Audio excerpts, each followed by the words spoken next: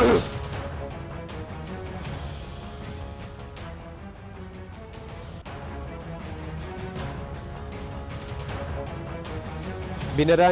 ئازیزی کوردستان 24 و بەرنامەی وێنە گەورەکە ئەم کاتتان باش. من یادگار فایقم ئەم شەو بە شێوەیەکی ڕاستەوخۆ لە شاری کەرکووکی ئازیزەوە لاگەڵتانە بم بۆ پێشکەشکردنی ئەمەڵقەیەی وێنە گەورەکە. لا وێنە گەورەکەی ئەم شەو ئێمە هەوڵە دەین بە پێی ئەو کاتی لە بەردەستمانە گفتوگۆ و یعنی چۆنە وترێ حیوارێکی دۆستانە بکەین لەسەر کۆمەڵێک تەوەر. یەکێک لەو تەوەرانە کە ئامانەوە قسەی لەسەر بکەین ئەوەیە ئەوترێت شاری کەرکووک لە نێوان هەرێمی کوردستان و حکوومەتی عێراقی فەوتاوە و پشتگوێ خراوە و بە شێوەیەک لە شێوەکان لای لێ ناکرێتەوە و هاوڵاتیانیشی ناڕازین بەرامبەر بەو شتانەی بۆیان کراوە. قسەیەکی ترمانەوەیە تایبەتە بێت بە قسەکردن لەسەر هەڵبژاردننی داهاتوو کە بڕیارە لە عێراق ئەنجام بدرێت، هەڵبژاردننی ئەنجومەنی پارێزگاکان، بەڵام تا ئێستا دیار نییە ئایا لە کەرکووک ئەکرێت یاخودنا هەرچەندە دکتۆر نەجمەدین پارێزگاری کەرکووک وتوویەتی ئەگەر لە کەرکووک هەڵبژاردن نەکرێ ئەوە ڕێگە نادەین ئەو ئاوارانەی لە کەرکووکن لێرە سندوقی دەنگدانیان بۆ دابنرێت و دەنگی خۆیان بدەن. ئەمە قسەی زۆری لەسەر دەکرێت. لایەنێکی تری گفتوگۆی ئەم شەومان قسەکردنە لەسەر پرسی ئاڵای کوردستان، وەکو ئاگادارن لە چواردەی مانگ لەلایەن پارێزگا و پارێزگاری کەرکووکەوە بڕیاردراکە لە بۆنە فەرمیەکانە ئاڵای کوردستان شان بەشانی ئاڵای عێراق لە سەر بینای جێگا دیارەکانی کەرکووک هەڵبکرێت. ئەمە قسەی زۆر تەنانەت لە ناو کوردیشە قسەی جیاوازی لەسەر کراوە، لە پێکاتی عەرەب قسەی خۆی لەسەر هەیە، پێکاتی تورکمان قسەی خۆی لەسەر هەیە، بە جیاوازی قسەی لەسەرەکرێ. ئەمانەوێ بزانین ئەم باسە لە کەرکووک بە کوێ گەیشتووە. لایەنێکی تری قسەکردنمان قسەکردنە لەسەر پرسێک کە ئەوترێت بۆ هەندێک بۆ بە نیعمەت و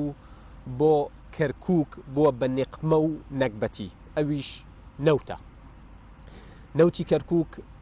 داهاتەکەی کیەی بات، بۆ کوێ ئەڕوات، کی ئاگای لێیەتی،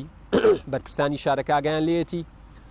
ئەنجومەنی پارێزگا ئاگای لێیەتی، پێکاتەکان ئاگایان لێیەتی، حکوومەتی هەرێم ئاگای لێیەتی، حکوومەتی عێراقی ئاگای لێیەتی. چۆن ئەم پرسە ئەمانەوێت ڕوونی بکەینەوە. من زیاتر ناڵم لە پێشەکیەکە بۆ ئەم شەو میوانداری 4 میوانی بەڕێزم کردووە لەگەڵ چەند ڕۆژنامەنووسێکی ئەزیزە لە دەستە چەپی من،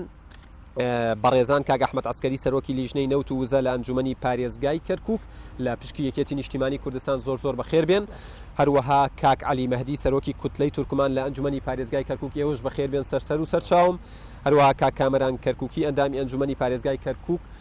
لە سەرلیستی پارتی دیموکراتی کوردستان ئێوەش بەخێر بێن سەر و سەرچاوم، هەروەها کاک ئەحمەد عەزیز بەرپرسی ژووری ناوچە دابڕێنراوەکانی بزوتنەوەی گۆڕان لە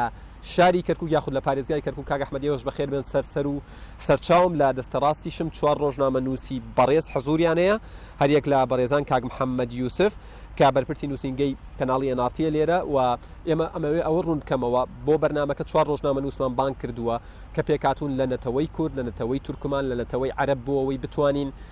کە قسە لەسەر پێکەوە ژیان و تەسامح و ئەم شتانەکەین ئەمانیش حەزوریان هەبێ. کاک محەممەد لە نەتەوەی عەرەبە زۆر بەخێر بێن، هەروەها کاک فاخیر بەرپرسی نووسینگەی سپێدە ئێوەش بەخێر بێن سەر و سەرچاوم، کاک عەلی ئیکرام وەکو ڕۆژنامەنووسێکی تورکمان حەزوری هەیە سەرچاوماناتی، هەروەها کاک ڕزگاریش وەکو ڕۆژنامەنووسێکی کەرکووک حەزوریە ئێوەش بەخێر بێن سەر و سەرچاوم. کاک ئەحمەد لە جەنابتەوە دەست پێ بکەم. دۆخی ئێستەی کەرکووک چۆنە و بە پرسیارێکی تەقلیدیش داخل نەبین، ئەوترێت کەرکووکیەکان خۆیان پێکەوە هیچ کێشەیەکیان نییە، نەتەوەی کووردە، عەرەبە، تورکمانە، ئاشوریە، نازانم کلدە، ئەوەی لێرە حەزوری هەیە هیچ کێشەیەکیان پێکەوە نیە، ئەوەی کێشەیان بۆ دروستەکە سیاسیەکانن. دەبێ واتایش کە بڵین توان ئەوەیە کە کەرکووچەکان ئەوەی خەڵکی کەرکووک بێ کێشەی نییە بەیەکەوە، لە هەر نەتەوەیەک بێ، لە هەر پێکاتەیەک بێ، هەتا پارتە سیاسیەکانی کێشیان نییە، ینی بڵێن کێشیان کەمترە ئەگە بەراورد بکرێت لە ئەسڵی کێشەکان کە لە دەرەوەی کەرکووکەیە. بەڵام زۆربەی ئەو کێشانی کە لە کەرکووکا دروستە بن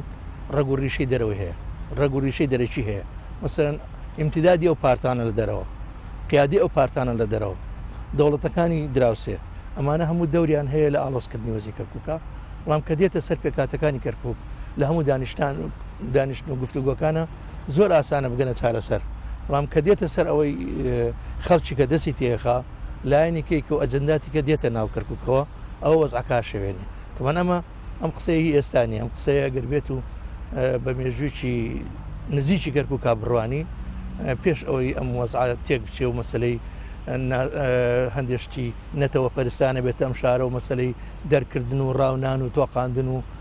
گۆڕین دیموگرافێتی ئەم شارە دروست بێ خەڵکی ئەم شارە زۆر تەفاهمیان هەبوو بەیەکەوە و تا ڕادێکی زۆریش تێکڵاوی خێزانیان هەبووە ژن و ژنخواز بوون کە سوکاری یەکتر بوون کەم خێزانی ئەم شارە خوێنیان تێکڵاوی یەکتر نەبوو بێ بەڵام ئەوەیە کە مناڵێم سیاسەتی ناوە سیاسەتێک لە دەرەوە هاتووە ئەجندایەک لە دەرەوە هاتووە بەهۆی ئەو نەوتەوە کە لەم شارەیە هەیە چاوی تەماع براوە ئەم شارە و سەرۆت و سامانەکەی براوە و کراوە بە ئەمرازێک یا بە کەرەسەیەک بۆ چەسانەوەی خەڵکی شارەکە خەڵکی پێڕاوە کێشەکە کەرکووکیەکان و ئێوەشنین من پێم وانێ خەڵکی علی پێش بەرنامەکە ئاماژەی بەوە داوتی من 6 مانگجاری ڕەنگە براکەم نبینم بەڵام لەگەڵ ئەم هاوڕێیانم 13-14 ساڵە لە ئەنجومەنی پارێزگاین پێکەوە هەموو ڕۆژە یەکترە بینین زۆر ڕاستە وا خۆش ئاماژەت پێدا پەیوەندی کۆمەڵایەتی هەیە لە نێوان پێکاتەکانی کرد زۆر ڕاستە گەر ئێوەشنین ئەم دەستە دەرەکیە کێیە ئەم دەستە دەرەکیە شارەزای کەرکووک نییە بەقەناعاتی من ڕەنگە بە مەبەستێکی سیاسی بێ بە مەبەستێکی ئابووری بێ بە مەبەستێکی چاوبڕینی سەرۆت و سامانی کەرکووک بێ هەندێک کشتی فرێداوەتە ناو کەرکووکەوە بەبێ ئەوەی ڕەنگە نەشێوێ وابێ بەڵام لەبەرەوەی شارەزای وەزی کەرکووک نییە ئەوێ وای لێ بکە ئەوە وای کردووە دەستە لە هەندێکمان لە حیزبەکانن یان بەڵێ لە ناو حیزبەکانان بە دەرەجەی یەکەم حزب دروست کراوە بۆ مەبەستە ینی بەداخەوە لەم ناو ناو شارەیە حزب دروست کراوە بەس بۆی کە ڕاشکاوتر نیت وڵی ڕاشکاوتر چی بێم ناو بڵێم ڕەنگە زۆر کەس ناوی شخصم ناوێت من پێم وایە ینی هەندێک لە دەوڵەت ئەقلیمەکانیش حزبیان دروست کردو لێرانە ئەوە بێزگە لە هەندێک دام و دەستگای ناوی بنێن سیخڕی بۆ پێکدانی نەتەوەکان چونکە زۆر جار هەیە ئێمە کە بیدایەت لێرە کە ئەبریشەکان لێرە بوون ئەیانگوت کەرکووک بەرمی لێ باروتە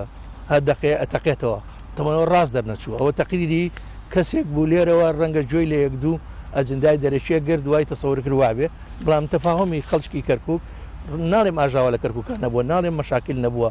ناڵێم مەسەرەن فیتنە خۆش نەکراوە لێرە ینی ڕێگەی بۆ دانەنراوە نەخشەی بۆ دانەنراوە بەڵام بەویستی کەرکوچەکانیان بە تێگەیشتنی کەرکووکان بۆ مەسلەکەیان ئەوانە گۆڕکراوە تا ئێستا ئەو بەرمی لە باروتەش نەتەقیەوە ینیەوە حەزەکەم ئەوەی کە ئەو قسەی کرد ئێستا لە دەرەوەی وڵاتە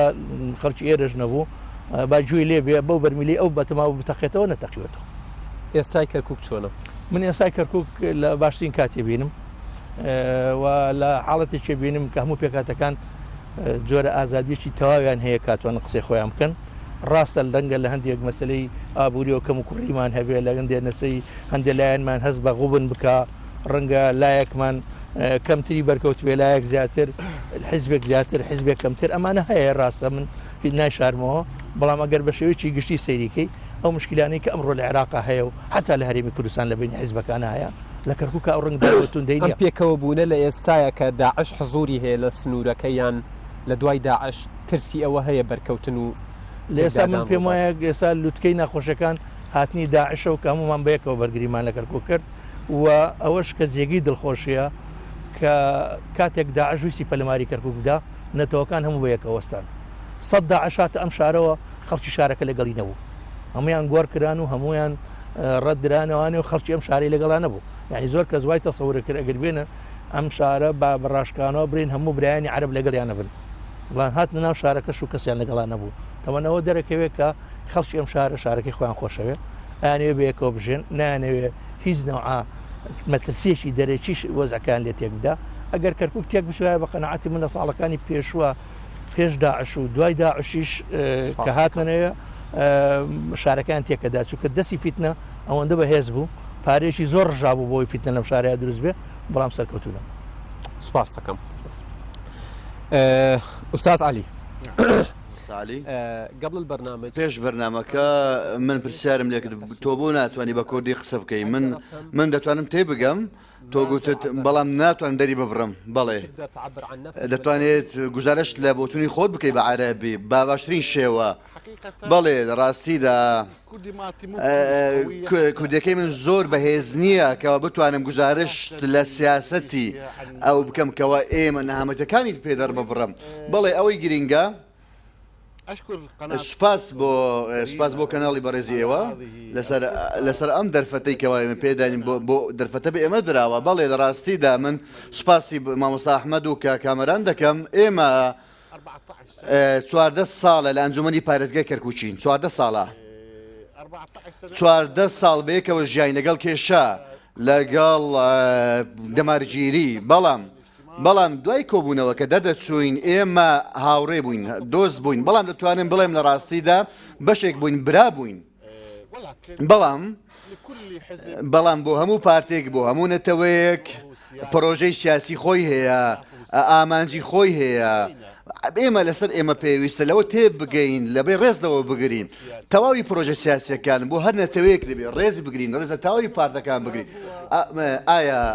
ئایا پرۆژەی تورکمانی چییە لە کەرکووکدا بەڵێ پرۆژەی سیاسی تورکمان لە کەرکووک بریتە لە پێکەوەژیانی ئاشتیانە لە نێوان تەواوی پێکاتەکانی شاری کەرکووکدا پارێزگاریکردن لەسەر ئاشتی خوازانین پێکانم مامۆستا ئەحمەد گوتی بەشێک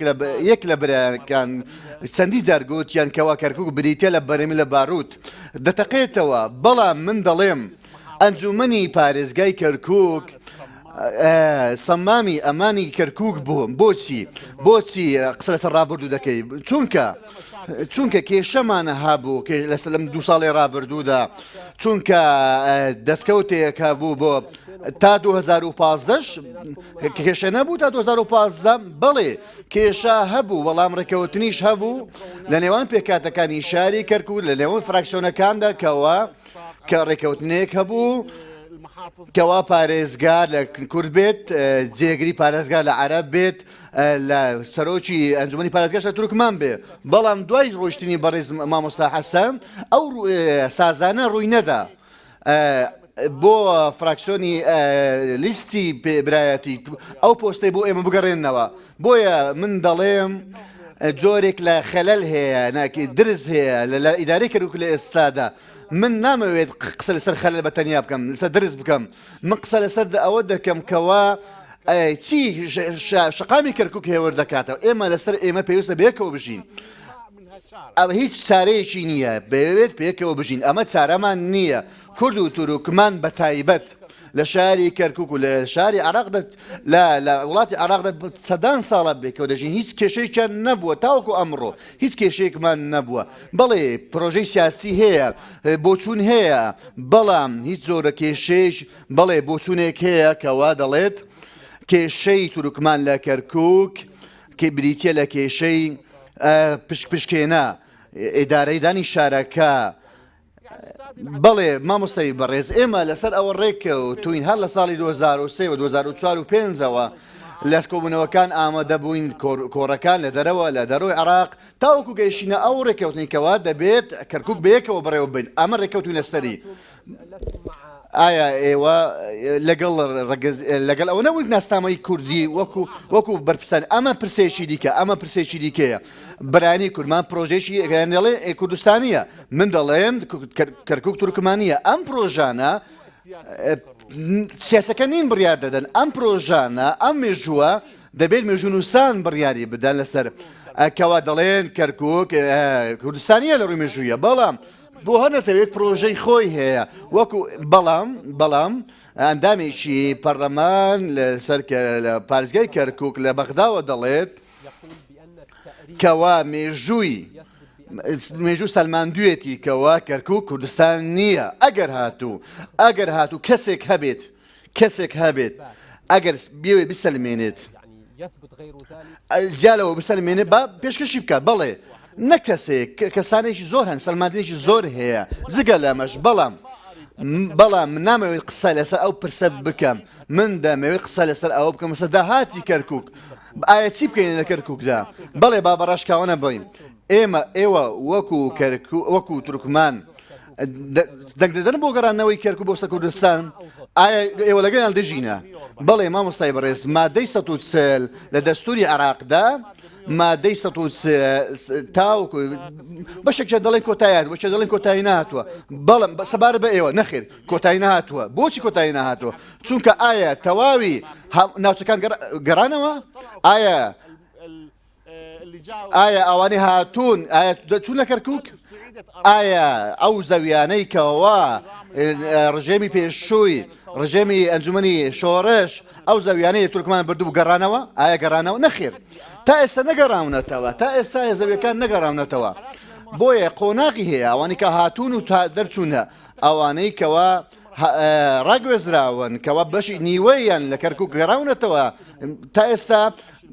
10 ملیۆنەکان وەرنەگرتووە زەویان وەرنەگرتووە ئەمە تا ئێستا کۆتایی نەهاتووە تاوەکو ئەمانە کۆتای دواتر ڕیفراندۆمە دوای ڕەفراندۆم دەتوانین بڵێن کەوا کەرکووک دەگەرێتەوە یان نا بەڵام ئێمە وەکو لە 2006 و 2007دا بەداخەوە ڕاگەاندنی کوردی گوتیان کەوا دژین 140 تورکمان نەخێر ئێمە دژین 140 ئێمە لەگەڵ ڕاگوێزراوەکانین ئێمە لەگەڵ زەویەکانین ئێمە لەگەڵ چارەسەکردنی کێشەکانین بەڵام ئێمە گوتمان لە ماوەیەکی دیاریکراودا کەرکووک پێویستە هەرێمێکی تایبەت بێ لە 2006 ئەوە پرۆژەیەک بوو ماوەیەکی دیاریکراو بۆ 8 ساڵ ئەو کێشانە چارەسەر بکەین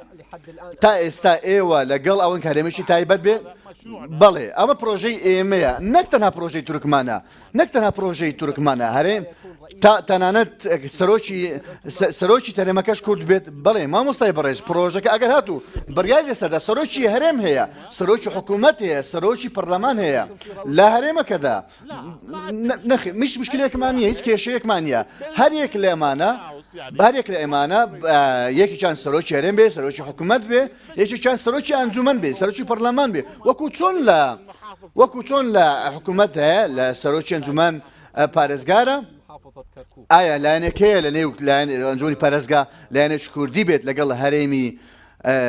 هەرێمی تایبەت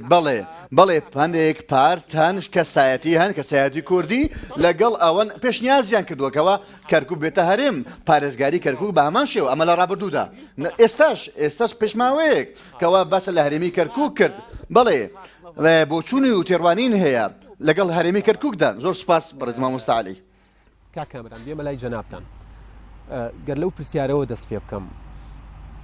ئێوە وەکو پارتی دیموکراتی کوردستان وەکو کاک عەلی لە قسەکانی ئاماژەی پێدا لەگەڵەوەن کەرکووک هەرێمێکی سەربەخۆ بێ وەڵام لە پێش ئەمەوێ باسی کەرکووک بکە بەگشتی هەتاکو ئەو وێنەیەک ئاشکرا بکەم کە لای کەم کەس ئەو وێنەیە ئاشکرا ناوی بەرنامەکەش وێنە گەورەکەی ئەمە بەستمانە وێنە گەورەکە ئاشکراوێت کەرکووک لە ساڵی 1957 حوتەم محافەزە بوو لە مەساحە چوارەم محافەزە بوو لە نفوس ئێستا چواردەیەم محافەزەیە لە نفوس سیانزەیەم محافەزەیە لە مەساحە دوای 50 ساڵ دوای 60 ساڵ چی لە کەرکووک چەندێ بچوو کراوەتەوە چەندێ خەڵکەکەیان داماو کردووە چی لە محافەزەکانی تر بووە بگەر بە غیابی قسە نەکەین کێ کەرکووکی بچوو کردوێتەوە کێ خەڵکەکەی داماو کردووە ئەمجا ئەلێرە دەسی پێ ئەکات ئەم مشکلەیە بۆ ماوەیە بۆ ئێمە بۆ ئەم جیلەی کە ئێستاکە هاتووەتە سەر منجەڵێک هەمووی مشکلێمانیان بۆ دۆزیوەتەوە ئەمجا هەچ کەس و ڕێیەکی هەیە بۆ حەلکردنی ئەم مشکلەیە بۆیەکە ئەم ڕێیانەی یەک ناگرن و ئەمە سەبەبێکە سەبەبی دووەمیش من زۆر بە سەراحەتەڵێم قەراری سیاسی بەدەست سیاسیەکانی کەرکووکتیە ئەگەر بەدەستی بەرپرساڵەکانی هەرێمی کوردستانە ئەڵێم ئەگەر بەدەستی خەڵکی کەرکووک خۆی بایە ئێستا مشکلەکانی حەل کردبوو بەدەستی کەرکووکیەکان نییە بەدەستی هەموو کەسە بەس بەدەستی کەرکووکی ئەمە یەکێکە لەو سەبەبانە ئەمجا ئەگەر لەسەر ئاستی ناوخۆیان لەسەر ئاستی وڵاتانی ئەقلیمی لەسەر ئاستی کەرکووک کە ئێمە باسی مشکلە ئەکەین مەسەلەن من و بەڕێز عەلی مادی و بەڕێز کاک ئەحمەد و کاک ئەحمەد عەسکەری و ئەمە دابنیشین ئەگەر بێت و بگەینە قسەیەکی بنیاتنەر بۆ مشکلەکەمان چونکە ئێمە خەڵکی ئەم شارێ ئێمە ئەتوانین ئەم شارە چۆن حەلی بکەین و مشکلەکانمان حەلکەین بەڵام ئەو قەرارە بەدەست من نییە بەدەست کاک ئەحمەدیش نییە زۆر ڕێزم بۆی هەیە ئەگەر لەگەڵ ما جیاوازە لەو قسەیە زۆر ڕێزیش بێ بۆ کاک ئەحمەد عەزیزیش. ئەمە یەکێکە لەو مشکلانە. دووەم سەبەب کە باسی پرۆژە ئەەکەن بۆیە کە سەیرەکەیت ئەم پرۆژەیەکی بێتە هەرێمێکی تایبەت بۆ ماوەیەک دوای ماوەکە تەقریر لەسەر خۆیان بدەن. من وەکو پارتی قسە ئەەکەم ئێستاکە پارتی دیموکراتی کوردستان ئەڵێ مەسیری کەرکووک بە دەستی خەڵکی کەرکووکە. ئەمەش متەناقض نییە لەگەڵ مادەی 140 مادەی 140 لە ئیستفتا بکرێت. ئەمما بۆ ناکرێت ئەوە بە دەستی کەرکووکەکان نییە. ئەژینا کەرکووکەکان ئێستاکە ئەتوانن بیکەن. ئێستاکە ئەتوانن مەسیری کەرکووک هەر وەکو چۆن لە یاسای ژمارە 13 چۆن دروستکردنی هەرێمەکانەوە یا دە لە سەتی یا یەک لەسەر دەی دەنگدەرانی کەرکووک دەنگ بدەن وەرن با ئیستفتا بکەین بۆ مەسیری کەرکووک لەوانەیە 180 کەرکووک بڕات دەنگ بدات. باشە کاکەڵام ئەمە بەدەست کەرکووک با لە باسێکەوە بچینە سەر باسێکی تر مەبەستمە وەڵامەکە وەرگرمەوە پاشانە چوومە سەر باسەکەی تر. ئێوە بەنیازن لە ئەنجومەنی پارێزگا دەنگدان بکەن لەسەر هەڵکردنی ئاڵای کوردستان ئاڵای هەرێمی کوردستان بە فەرمی لە کەرکووک. بەڵێ و هێندەی من بە دوواداچوونم کردو و پرسیارم کردووە ئەڵێن 2 لەسەر 3 ئەنجومەنی محافەزە گەر زیاتریش نەبێت لەگەڵ هەڵکردنی ئاڵا بێ. بەڵێ وایە؟ بەڵێ ئەنی تەسەورەکەن ئێوە 2 لەسەر 3 ئێمە تەسەورەکەن زیاترێهێنین وەکو دەنگدان زیاترێنین بە یاسابوونی ئەکرێت دەنگ بدرێت و ئاڵاکە هەڵ بکرێت. بەڵام ئێمە ئەمانەوێت بێکێشە بێت ئەم مەسەلەیە نامانەوەی کێشەی لە دوا بێت. کەواتە پرسی هەڵکردنی ئاڵا خۆی بۆ خۆی کێشە نییە. خۆی ئەسڵەن کێشە نییە. بۆچی لای تورکمانەکان لای پێهاتی عەرەبی با یەک شتێک پێ بڵێم. ئەنجومەنی پارێزگای کەرکووک لە مادەی 122 لە بڕگەی 5 ئەڵێ مەجلیسی محافظة باب عربية لا تخضع مجلس المحافظة لإشراف أو رقابة أي وزارة وأي جهة غير مرتبطة بوزارة. أما أم ياساك داندراوي يعني رقابي حكومة لسر يمنية ما عدا قضانا بها قضاي بصير شوية ئەگەر هاتو ئەنجومان خلافێکی جینایی کرد باشە لە 2023 ئەم یاسایە هەیە ئەنجومەن هەبووە کوردە سەڵاتداربەوە بۆ ئەم یاسایە جێبەجێنەکراوە. یەک دقە ئەگەر هاتو خلافێکی شخصی کرد جونحەیەکە جەریمەیەکە شتێکە ئەوە قەزای جینایی مەدەنیە. ئەگەر هاتو قەزای شتێکی ئیداری مدیرێکی دەرکرد بە زوڵم یا شتێکی هەنا ئەوە قەزای ئیداریە. ئەگەر هاتو لەسەر سەلاحیات و مەسەلەی قانون بێ محکەمەی اتحادیە يعني من بۆم نییە ئەگەر بێت و بێم ئاڵایەک هەڵکەم سەر قەڵایە لەسەر دائیرەیەک بڵێن ئەمە غێر دەستوریە محکەمەی اتحادی زۆر سپاس دەکەم کاکامە. کاک ئەحمەد جەنابتان بێمە لای جەنابتان کە لێرە لە بەرنامەکە بە شێوەیەک لە شێوەکانیش تەمسیلی بزوتنەوەی گۆڕانەکەن لە شارەکە.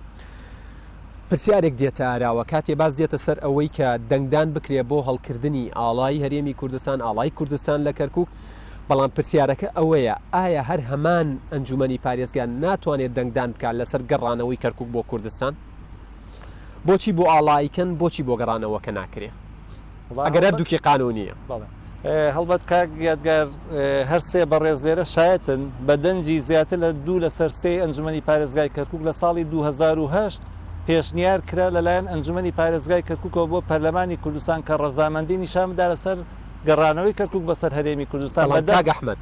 قسە لەسەر ئەوە هەیە ئەوەی 2008 مقایەڤە بووە چۆن بە عێراق وتراوە کە ئەو کاتەی جەنابی مام جەلال ڤیتۆی کرد لەسەر تایبەت بووە بە یاسای هەڵبژاردن وتویانە ئەگەر ئەم یاسایە تێنەپەڕێنرێت ئەوە ئێمە پێشنیازەکەین جیابینەوە واتە ئەمە پرسەکە بچووکردنەوەی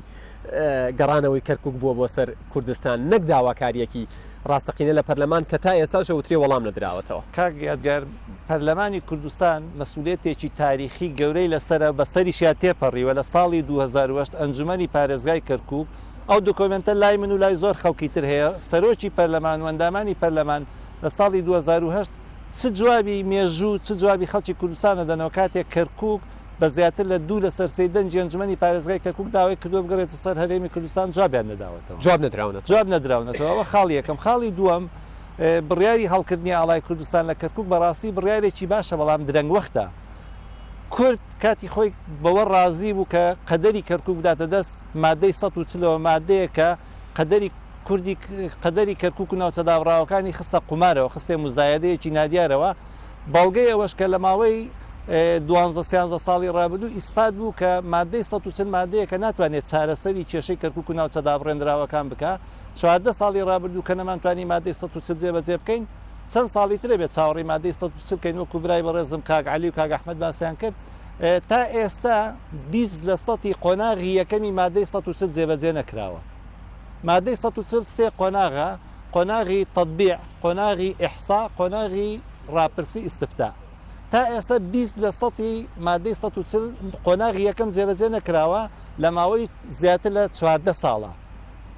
جاوە ئیسپاتی ئەوەیە کە کورد لایەنی کەم لە سیوێکی 2007 کاتێک کە مادەی 140 سەقفی یاسایەکەی کۆتایی دەرچەنێ مادەکە وەکو مادەیەکی دەستوری نامرێ بەڵام کە سەقفی یاسایەکەی کۆتایی هات ئەو وەختا وایە بڕیاری خۆی بدایە هەم پەرلەمانی کوردستان ئەگەر بە عەمەلیش نەیکردایە لە ڕووی مێژوویەوە وەڵامی داواکەی ئەنجومەنی پارێزگای کەرکووکی بدایەتەوە و ئەنجومەنی پارێزگای کەرکووک و برا بەڕێزانە حەق بووە لە ساڵی 2008 ئەو کاتێ ئەو پێشنیاریان خستە بەردەم پەرلەمانی کوردستان بڕیاری ئەوشیان بدایە کە ئاڵای کوردستان لە کەرکووک هەڵکرێتچکە کەرکووک هەستەکە ئێمە بڕیارێکی درەنگ وەختە بڕیارێکی زۆر درەنگ وەختە باشە چی بە نسبەت گەڕانەوەی کەرکووک بۆ سەر هەرێمی کوردستان پێت وایە ئەنجومەنی پارێزگای ئێستا ئەتوانێ بیکە لە ڕووی یاساییەوە یادگار ئەم ناوچەیەکی کوردستان ئێمە ڕێزم بۆ قسەی برای بەڕێزم کاک عەلی هەیە ینی خاریتەی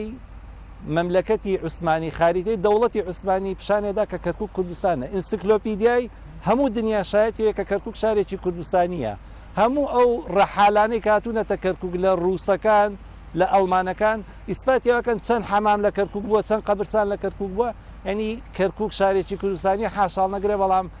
تورکمانش برای ئێمە نەتەوەیەکی سەرەکی لە کەرکووک ئەوی شەر حاشاڵ نەگرە برایانی تورکمان لەژێر ئاڵای عێراقا زۆرترین زوڵمیان لێکراوە کاتێک هەستەکەی نیگەرانی تورکمانەکان ئێستا لەبەر ئەوەیە کە لە کەرکووک هیچ پۆستێکیان پێ نەدراوە تەنها وەزارەتی بەڕێوەبەرەتی پەروەردەیان بەدەستەوە بۆ ئەویشیان لێ سندرایەوە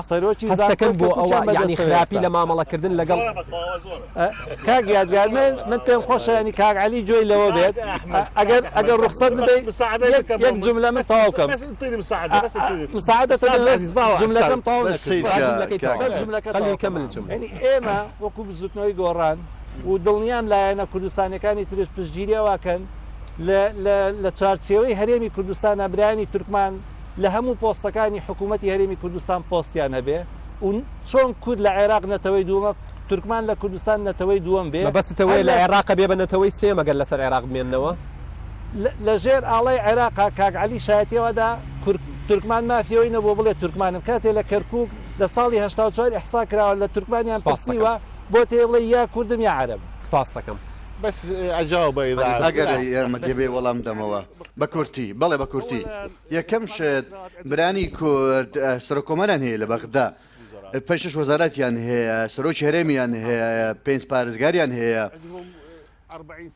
زیاتر لە چل باڵوێزیان هەیە ئێمە چیمان هەیە تەنها سەرۆک ئەنجومەن ئێوە برتە بەس لە عێراقدا ئەگەر ئامەتیم بدەی لە عێراق تەواودا تەنها سەرۆکی ئەنجومەن لە کەرکووک تەنها ئەمە ئێوە برتن ئایا ئێمە ئێستا چیمان هەیە ئەگەر قسە بکەین لە کەناڵاکاتان لە ڕۆژنامە ئێمە بەڕای بەڕێز ئێم پێویستە دەبێت یەکتری قبول بکەین دەبێت یەک بەڵێ بێگومان دەبێت لەسەر ئەوە ڕابینکەوە یەکتری قبول بکەین پێکەوە ژیان ڕۆشنبیری گفتوگۆ ئێمە تا ئێستا لەسەر ئەوە ڕانەهاتووی فێری نەبووین بەڕاستی بڵێ من گوتم تەواوی نەتەوەکان پرۆژەی سیاسی خۆیان هەیە هەمووان دەڵێن کەوە ئەگەر هاتوو بێگرە سەر مێژوو نووسان چی هەیە لەسەرە چی لەسەر هەیە ئێمە کێشەی ئێمە ئەوەیە کەوا وەکو پرۆژێمە ئەوانە پرۆژیان هەیە تا ئێستا دانەنیشتوین لەسەر یەک مێز بۆ ئەوەی گفتوگوی پرۆژەکان تا ئێستا دانەنوشتین تەنانەت گەڕانەوەی کورکوش بۆ کوردستان هیچ کێشێکتان نییە بەڵێ یەک تاقیب کاگعلی ئەگەر پێمان بڵێگە لەگەڵ کوردڕێکەون هەموو مافەکانیان کورد ئامادە نیە بیسەلمێنێ بەڵێ من تێنەگەیشتم ئەگەر یەک زۆر بەکەن زۆری کاتی کاگەحمەد نەخۆی کاکە گیان مێژوو جوگرافیا بەس نییە بۆ ئیسپاتکردنی هەویەی شوێنێک پێویستمان بە چیترا پێویستیمان بەوەیە دیراسی حرەکەی سوکانی بکەین ئێستا زۆرینە کێ لە ئێستا کە زۆرینە حاڵی حاضر ئەگەر بێت و بۆ حرەکە مەشروع ببێ ئێستا کە عەرەب زۆرینەیە لەبەرەوەی لە خێزانی عەرەبە گوێیان لێ نیە یعنی بۆ نمونە من مناڵێکیان ئەبێت لە کافی نییە بۆ ئەوە یعنی ئەگەر ئێمە بین باسی تاریخ بکەین بۆ شوێنێک لەو شوێنە کافی نییە بۆ ئیسپاتکردنی هەویەکەی و حتا جغرافیاش کافی نییە زەبێ دراسی حرەکەی سوکانی کاگەحمەد بۆی کاتی تۆ نەخۆم وەڵامی ئەو ینی ئەو پرسیارە شۆن لەوانم کرد لە تۆشی بکەم بەنسبەت مەسەلەی ئاڵای کوردستانەوە هەستەکەن لەم کاتەیە خستنە ڕووی ئەم بابەتە بابەتێکی گرنگ بوو پێویست بوو یان نەدەبوو باز بکرێ نا مەسلەوەی چاوەڕێکردن هەتا چۆ مەسەن ئەمەش میلەتێک لەم شارەیە ئەژێ کۆمەڵی داواکاری هەیە ئەو داکاری تا چۆ دان بە خۆتاگری و جێبەجێ ناکەی من مەوزعی ئاڵا ئەوەیە بەس من حەزم کرد شتێکی کە و پرسیارێکی لە کاک ئەحمەد کە جوابی نەدایەوە مۆزعی ئەو قانونە قانونی ئیجرائیە پێویستی بە دەنگدان نییە پێویستی بە موافقت نییە قانونێکە هەیە یەکسەر بە جێبەجێ کرێ ئەو دەنگدانی کە لە کەرکوو کرا لە 2010 ئەوە ئاراسی پەرلەمان بکرێ پەرلەمانیش موافقی لەسەرکە بچێت بە بەغدا جێبەجێ بکرێ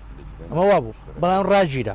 ڕاژیرا تەمان نەچۆ پەرلەمان حەزەکە بۆیان بۆ مێژۆڵێم ئەو قەرارە ڕاژیرا لە بینی ئێمە و پەرلەمانە نەدرایە پەرلەمان هەتا پەرلەمان سەوتی لەسەر بکە و حەزم کردەوە ڕوونکەمەوە بەڵام ئەو قانونە لا یازال باقیە قانونی ئیجرائیە بۆچی لە ئەنجومەن ئەم دەنگدانە ناکەم ئەم دەنگدانە کردومانە ئێمە تەواو بۆ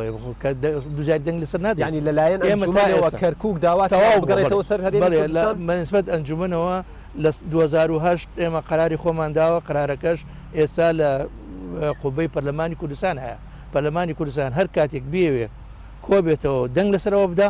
ئەبێ بچێتە بەغدا جێبەجێ باشە کە لە ئەنجومەن دەنگ بدەن یعنی بە زۆرینە دەنگ بدەن بۆ بەچکردنەوەی ئاڵای کوردستان لە کەرکووک پێتان وایە ئەمە پێکەوە ژیان و ئاشتەوایی زیادەکەیان بەرکەوتن ڕەنگە ڕوو نەخێر مژینی کەمان هەیە کاک عەلی شایەدا چەندە جاریکە ئێمە لەسەر ئەمەمان بووە نقاشمان بووە مەسەل لەسەر هاتنی پێشمەرگە لەسەر ئەو خەندەقە لەگە کاک عەلیا هەر خۆمان کەوتینە نقاشێکی زۆر زۆرەوە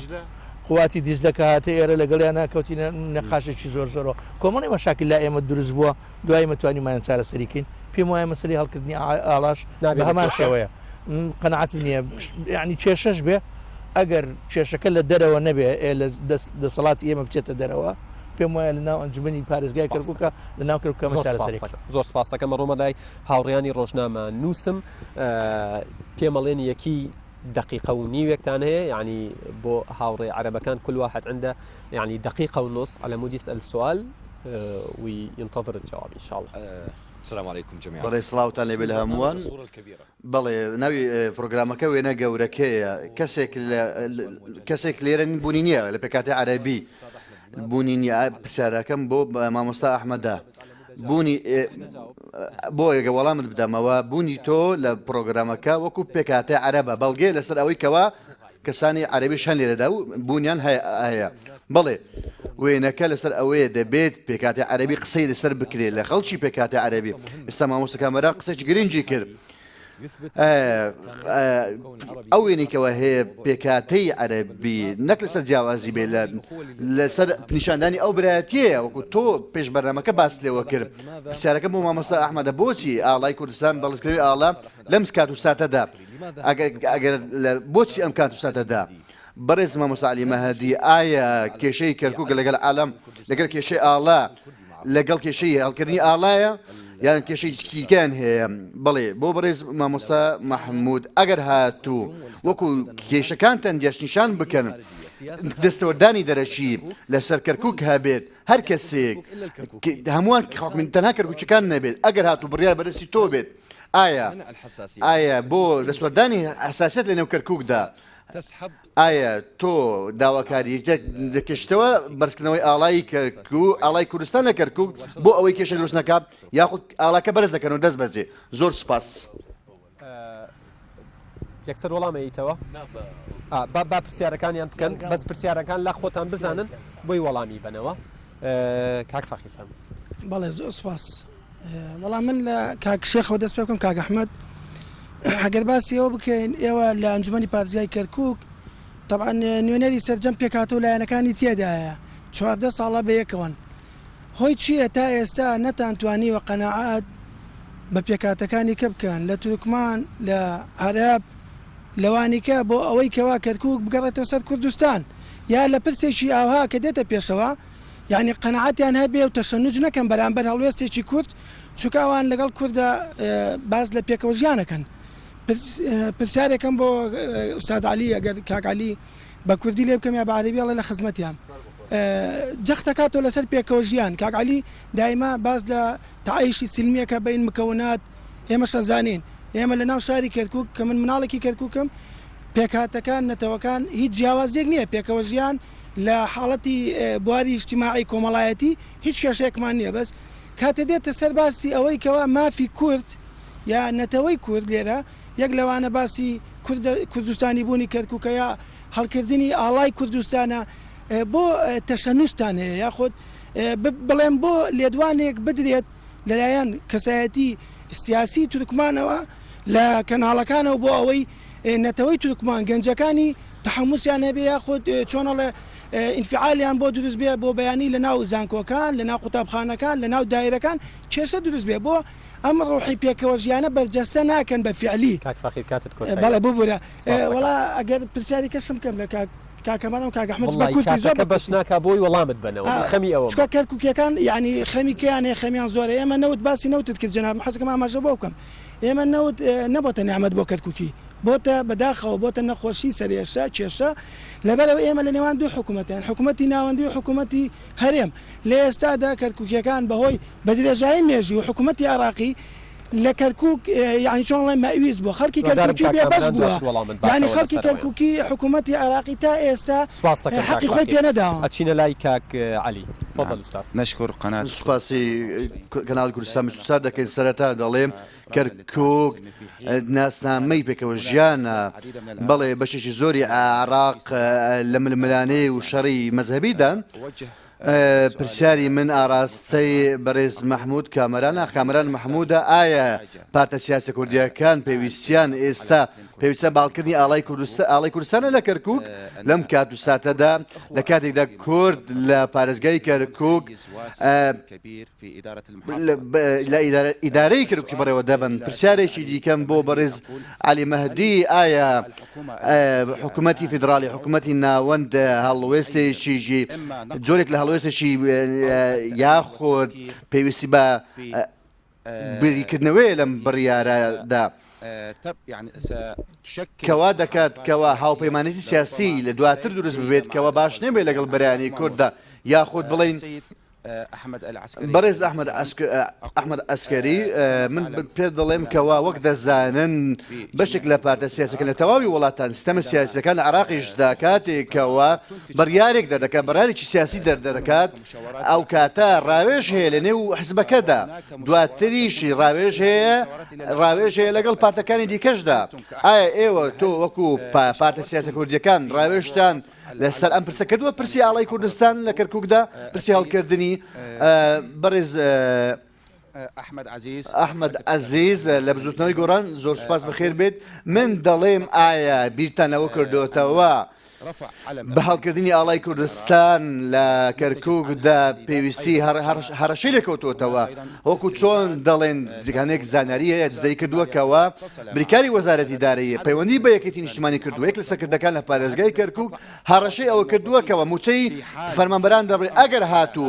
ئەگەر هاتوو دۆخەکەیشتا ئەم ئاستا ئایا ئێوە ترسەلتە لەو بابەتە هەیە لە دۆخێکی ئابووری وەکو هەرێمی کوردستان لە ماوەی 2 ساڵ لە ڕابردووەکە دۆخێکی خراپی هەبوو دەستخۆش ئەگەر دەتانوێت وێنە گەورەکە ئاشکرا بکەن خۆی کوردستان لە پاڵ کێشەیەکی ئابووری بووکە و کێشە ئابووری دەستی بەڵی بەسەردا کێشە لەو کاتەدا حکوومەتی عێراق ئەو تەوافقەی نابڕکە لەگەڵ کوردستانیەتی لە نابردنی ئەو تەوافقەش خۆیەکێک بوو لەو ڕێگە خۆشکەرانەی کە زۆرینەی ئەنجومەنی محافظە و زۆرینەی خەڵکی کەرکووک دەیانتوانی بگەڕێنەوە سەر کوردستان بەڵام وەکەن وە سەبارەت بە هەڵکردنی ئاڵای کوردستانیش پرسیارەکە چییە کاک ڕزگار؟ پرسیارەکەمەوەیە ئەگەر دەتانێت وێنە گەورەکە ئاشکرا بکەن ئەو کاتێک کە پرسیارەکەت بۆ کێیە؟ بۆ هەمویانە بەتابەتی بەڵام بۆ نزات ئاڵای کوردستانەکەەوە بۆ کاگاریە وە سەبارەت بە هەڵکردنی ئاڵای کوردستان خۆ ئاڵای کوردستان لەلایەن دەوڵەتی تورکیاوە دانی پێدانراوە وامەش ئاڵایەکی ئەقلیمیە ئەگەر شتێکی واقع بەرز بکرێتەوە هیچ کێشێ دروست ناکات وەرە سەرەتاکانی دروستبوونی ئیداری کەرکووکەوە ئەوە سەرمێنرا و حاشە هەڵنەگرە کە کورد قەومێکە کورد میلەتێکە کار بە یاسا دەکات و لە ڕۆژگاری ئەمڕۆدا سنوورەکانی کەرکووک لەلایەن پێشمەرگەی کوردستان و دەکات پرسیار تکایە کاتی شەرحمان ئێستا پرسیارەکەی ئەخبارونی بۆی بەخە با پرسیارەکە بە کورتی بکەی بۆی بە وەڵامت با من مەبەستەکەم لێرەدا ئەوەیە کە نەتەوەی تورکمان وەکو کوردستان کە ئێستا ناو کوردستاندان بە نەتەوەی دووەم هەژمار دەکرێن کاک ئەحمەدیش ئاماژەی بەوە لە قسەکە ئایا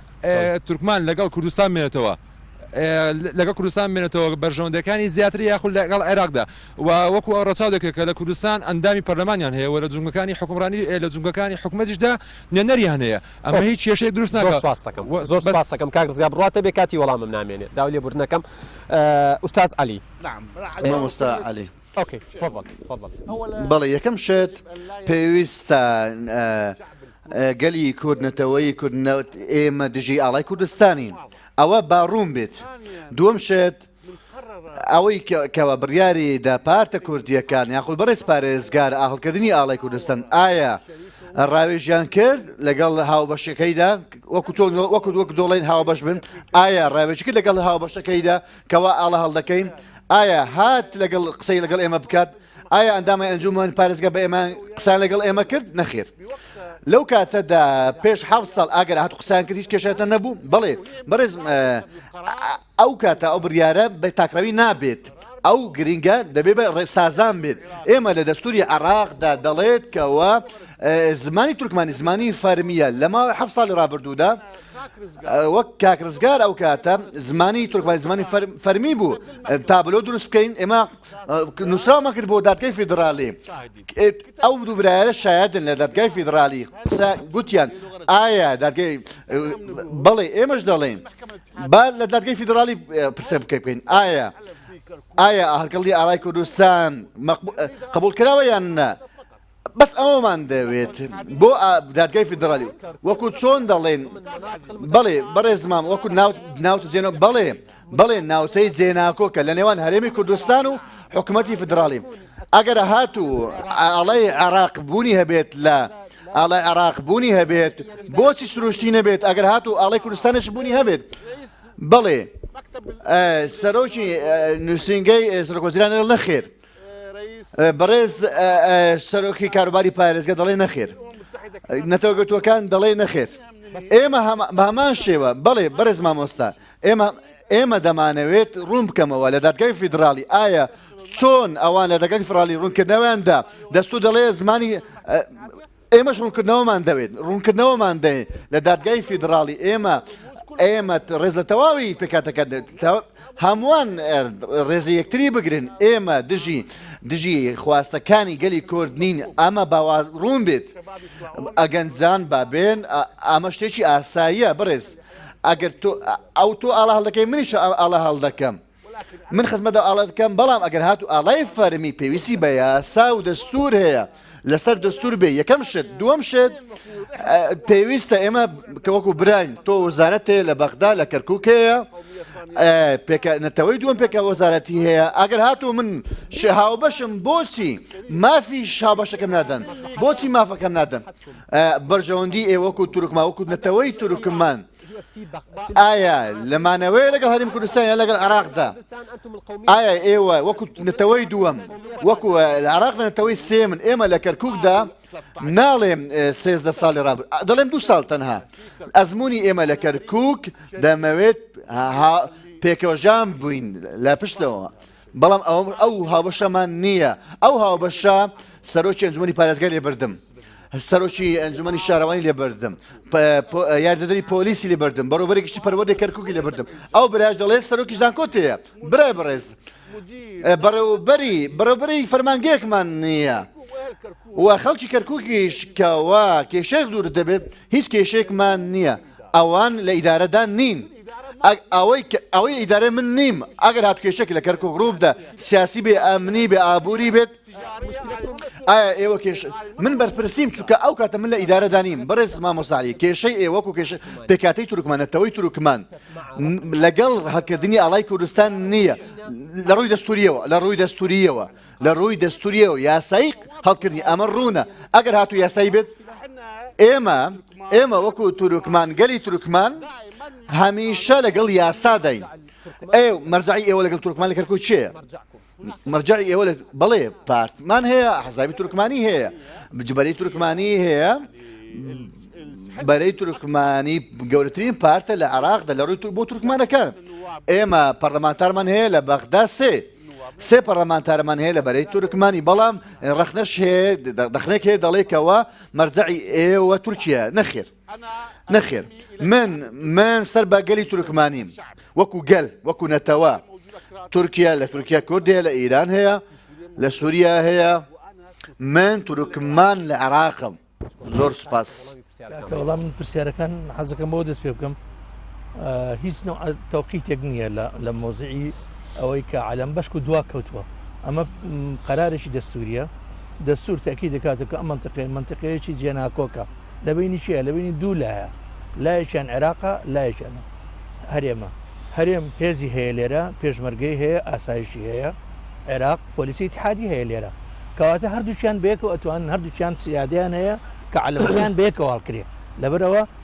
ئەیدەین بە محکەمەی اتحادی ئەگەر وتی قانونیە یعنی هێشتا ئێوە دڵنیانین کە لەوەی هەڵکردنی ئاڵا قانونیە و دەستوریە نەخێر ئێمە قەناعەتی کولیمان هەیە دەستوری و قانونیە چونکە ئەو هێزەکە هاتووە هێزی پێشمەرگە لەسەر بازویان عەلەمی کوردستانی پێوە لەسەر ئالەتەکانیان هەیە لەسەر سەنگەرەکانیش هەیە لەبەرەوە ئەم منتقەیە مادەم جێناکۆکە هەردوو لا هێزیان تایە هەیە هەردوو لای دەسەڵاتی تایە هەیە کەواتە ئەم منتقەیە ئەتواندرێت هەردوو ئاڵاکەی لێبێت ینی تۆ بتەوە نەتەوێت هێزێکی پێشمەرگە کرد بۆی وەڵامی پرسیارەکەی لەم تەوقیتەکە هیچی نشتیانە دوا کەوتووە وەزعەکان ئێستا وردە بە دوایە کاشتەکان دێ هەر ئەم قەرارە نەدراوە کۆمەڵی قەراراتی کەش دراوە لەوە پێشتر کە ڕەنگە زۆر کەس گوێتی تەوقیتی نەبووە ئەگەر بینە سە قسەکانی کاک فاخر پێکاتەکان بەڕاستی یعنی قورسە بۆ پێکاتەکان ئێمە قەنەعەتیان پێ بکەین کاتێک کە لە دەرەوە ئەمرێکیان هەیە مەسەرن یەکێک تەوا ناڵێ پێکاتەکان من قەت ڕوم لە پێکاتە نیە پێکاتی هیچ مشکلێکی نییە ئەوەی مشکل حیزب مشکلی هەیە چکە لە دەرەوە ئەوامیری هەیە بۆی پێ ئەڵێ وابکە وابڕۆ ئەگەر بینە سەر حسابات پێکاتی کاک عەلی جەبهەی تورکمانی کە چونە انتخاباتەوە لە 2005 انتخاباتوان نەکردو مەسی محافظەی کەرکووک سێ ئەجندا هەبووە لێرە سێ شتی زێر جیاواز یەکیان ئێمە بووین لیستی برایەتی شعارەکەمان ئەوە بوو مادی 58 جێبەجێکەین ئەتواگە یارمەتیم دەی کەرکووک گەڕینەوە ئەگەر بینە سەر تورکمان گوتیان اقلیمێکی مستەقیل ئەگەر بینە برایانی عەرەب گوتیان بەشێک ئەمێنێتەوە لەگەڵ عێراقەوە تەبقە عێراقیە جا ئەگەر بێمە سەر مەسەلەی مشاوراتی داخلی کراوە هەموو حەزبەکان بەشدار بوون هەڵکردنی عالەمەکە ئەوە مشانەیە مشاورەت کراوە جوابێک بۆ کاک عەلی کاڕێ مدیرمان نییە نامەوێت لێرە ژماری مدیرەکانیان بۆ بخوێنم بەڵام کاک عەلی کارەبا تەختیتی عوبرانی ئاثار طرق مواصلات سپاس دەکەم زۆر بە کورتی وەڵامی پرسیارەکە سوالی حساسیان ئەوەی زیاتر پەیوەستە بە نەوتەوە چونکە ئەم کاک ئەحمەد وەڵامی پرسیاری سەبارەت بە ئاڵاکەی یاوە تەوقیتەکە گەر تۆ باسیەوەی نەوتەکە بکەیت کە پرسیاریان لێت کرد وەڵی دەستگا دەستگای ئەعلامی وان نەوتی ڕەش کردو لە بەرچاو کەرکووکەکان کە ئەنەما ئێستاکەش نقمەیە بەسەر خۆی وانیە لە ئەسڵا من ڕۆژێکی گەشتبین ئەبینم بەسەر ئەو نەوتە بەڵام ئێستاکە مەشاکلێکی زۆر هەیە مشکلەیەکی زۆر گەورە هەیە کە داعش معاش و ئەوە ئەمانە چاک ببێ و کاتە مەجلیسیش خۆی ئەگرێت و احتیمالە ئێمە نەبین جەولەیەکی تر بێت یەکێکی تر بێت ئەمە يعني بۆ ئێمە بەگەشتر نەتوانین ئیدارەی نەوتەکە بدەین بە شێوەیە کە ببێتە نمونەیەک بۆ خایستە نەبووە بە نمونە بەڕاستی مەشاکلەکان نەیان هێشتووە خەریک بوو ببێت لە 2013 خەریک بوو ببێت بەڵام سپاس دەکەم مشکلە نەی کاک ئەحمەد زۆر بە ڕێزی وەڵامی بیتەوە سپاس دەکەم لێ من کە دەڵێ بەغدا هەڕەشەی کردووە ناترسن بە هەڵکردنی ئاڵای کوردستان موچە و میزانەی کەرکووک بەغاوی بڕێ من بۆ کاکەیاڵێم کورد و هەموو لایەنەکانی تر لە ژێر هەڕەشەیە ناتوانن پاشگەز بنەوە لە مافەنەتەوەیەکان لەسەر بە تایبەت مەسەلەی خاک مەسەلەیەکی یەکە کورد بتوانێت مساومەی لەسەر کاک کەرکووک شارێکی دەوڵەمە ناگەر بەغدا میزانی و بودجێ ببڕێ بە پارەی نەوتەکە کەرکووکە توانین ئیدارە بدەین لەگەڵ هەرێم زۆر سپاس بۆ کاک ئەحمەد کاتم تەواو بوو بڕاتە بێ سپاس بۆ کاک ئەحمەد عزیز بەرپرسی ژووری ناوچە دابڕێنراوەکانی بزوتنەوەی گۆڕان سپاس بۆ کاک کامەران کەرکووکی ئەندامی ئەنجومەنی پارێزگای کەرکووک لە فراکسیۆنی پارتی سپاس بۆ کاک علیمادی سەرۆکی کودلەی تورکمان لە ئەنجومەنی پارێزگای کەرکووک سپاس بۆ کاک ئەحمەد ئەسکەری سەرۆکی لیژنەی نەوت و وزە لە ئەنجومەنی پارێزگای کەرکووک لەسەر لیستی یەکێتی نیشتمانی کوردستان سپاسی ئەو هاوڕێ ڕۆژنامە نووسانە مەکەم ئەرکتان کێشە ئەم شەو بینەرانی ئەزیز ڕێزی یادگار فایق و تەواوی ئەم ستافە جوانە لە شاری کەرکووک و لە شاری ئەولیا قبول بکەن تا بەرنامەیەکی دیکە خواتان لەگەڵ ماڵتان